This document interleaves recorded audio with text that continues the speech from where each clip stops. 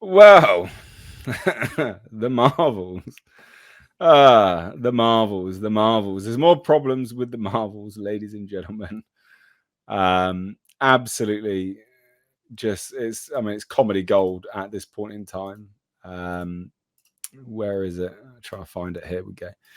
So, what's the deal with the Marvels? Well, this is what my source had obviously been to public test screening in June, only for Captain Marvel sequel. So for the Marvels, received middling reviews then, and they still haven't changed anything. If recent rumors about a surprise multiversal cameo are correct, then that'll obviously be after that as well. But it confirms that there were reshoots. I'm trying to find it in this, but I can't find where it was anymore. I can't remember where it was, at the top or the bottom to all of this stuff. Oh, here you go. So this whole thing about the Marvels is a joke, right? So the Marvels opens in November 10th, right? They're not going to get much money on this at all. But this stuff about the director is insane to me. Did you hear about this stuff about the director? Because I didn't know this at the time. Or are you talking about the Nia DaCosta chick? Oh, she's batshit, dude. No, mate, it's worse than that. Directed by Nia DaCosta, the Marvels, blah blah blah blah blah.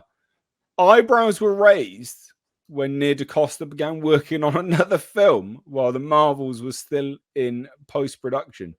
The filmmaker moved to London earlier this year to begin prepping for her Tessa Thompson drama Heather.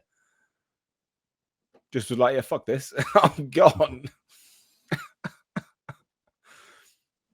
Just up and left. But then has the director ever had any input on the final fucking product anymore? Like, because isn't that constantly what we hear? No, true, but they're supposed to still be around, aren't they, to promote it and stuff like this? Yeah, well, they can't promote shit. Well, the directors. This sentence here, this scares the shit out of me. Tessa Thompson drama Hedda. What's this? Yeah. Please tell me this is not Hedda Gabler. I have no idea, but there's this as well, right? So this confirms the reshoots that everyone commented on and was told that they were lying. Instead of seamlessly building on the success of Captain Marvel, this move resulted in 4 weeks of reshoots to bring coherence to a tangled storyline. So when we're like, yeah, they're doing reshoots, and everyone was shouted down, going, yeah, you're just a misogynist, you just hate it. But well, we were right then, weren't we? As usual. And then, yeah, exactly. And then someone goes, a source goes, if you're directing a $250 million movie, it's kind of weird for the director to leave with a few months to go. It's pretty fair dues, to be honest. Well, in a modern day Marvel movie, I do believe a director is an optional extra. Well, this is the thing. Yeah. But this adds new context to the interviews with the director now, doesn't it? Which is basically shitting on Kevin Feige. So yeah. Now the other thing, right? So the Marvels have seen its release date moved back twice. Once swap place with Quantumania, which is deemed blah blah blah further along, and again its debut shifted from July to November. And then so they had that test screening in Texas. The audience gave the film middling reviews. So not really happy with that.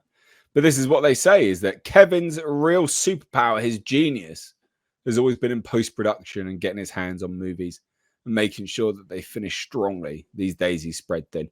I mean, to sit there and boast that, we produce absolute shit and garbage, but what actually what we're good at is actually putting it together in the edit bay, so it isn't an incoherent part of shit.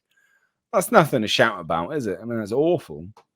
Oh, that sounds like, to me, that sounds like you're describing a student who doesn't begin start prepping for the exam until day of. But he always nails it anyway. That's kind of like what it sounds like a little bit. Yeah, we don't do any prep work or anything like that. It's complete chaos, but through massive desperation, we always manage to get through right in the end there. It's kind of what they're saying, isn't it? Yeah, absolutely. To me, this whole, well, again, as we go through the topics individually, it exposes more and more. But it is that post-production It is that post-production kind of slapdash approach that just becomes so apparent now. In conjunction with the article, we just see it there clear as day. But what I like about this specific part is it confirms everything we've been saying for so long. Reshoots, it's a mess. And all those rumors about Brie Larson being really, really annoyed as well. I bet that's all true. 100% it's all true. Guaranteed now, because this has just confirmed everything else. So, yeah. What do you reckon, Culture? Well, I mean, we've always said they cast directors, they cast other elements that they should actually keep on. They're not going after any of these people because they have anything to add. She clearly had nothing of value to add to this situation, and as she promptly pissed off. So, I have a feeling that this is one of the reasons why things are so trash and very last minute.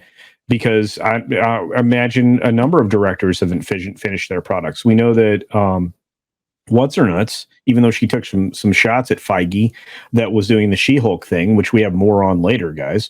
She also mentioned that she kind of fucked off early as well. So I have a feeling that they just don't consider them valuable. Maybe they'll consider them valuable now because Feige is not delivering anything of value, and he hasn't for a while. And I think they can't sit there and be like, no, trust me, bro. This is look at all the money I've made for you. No, because you're only as strong as your weakest link. And now he's put out so many crap products. He can't go, no, trust me, trust in the process. Yeah. Because Bob Iger and everyone else is going to go, no, good sir. No, we won't actually. You need to sort it out. It's not been good, is it? It's not been working. I think they bought time when they booted Victoria Alonso. Yeah. But I think that was all it was. I don't know, Andre. You think, Tom? You guys agree on that? You think that was a buy time move, or no? That was no. At this point, I honestly think they're fucking panicking. They're in panic mode. I think the shills are out in full force again. What few are left of them? You can kind of apply what Gina said about Kathleen Kennedy and kind of how they work to Marvel as well, I imagine. Although I'm not going to say that Feige's nearly as vindictive as Kathleen Kennedy.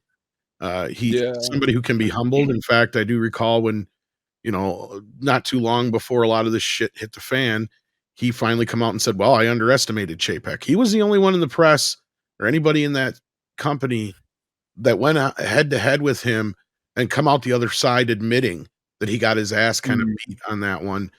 And at that point, now we're kind of between then and now, we're learning more and more and more and more and more and more and more about how disorganized the Marvel Cinematic Universe has been. And it's sounding a lot like Star Wars, because we all just assumed going into this stuff, and it seemed pretty obvious, at least for the most part, from, the first film up through Infinity War, that things were pretty well planned. Well, then we come to find out the only reason there was a plan at any point was because James Gunn had to. And we learned that the first 5 or 6 movies they had were not planned.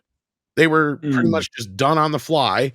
And he had to sit down and figure out how they were going to construct the Infinity Saga. In fact, he said, I think it was his quote himself who said, and tell me if this is in the book or not, Andre, where basically when they had Thanos at the end of Avengers, they had no idea what they were going to do with him. That's obviously not in the book, because that would reflect poorly on Kevin Feige.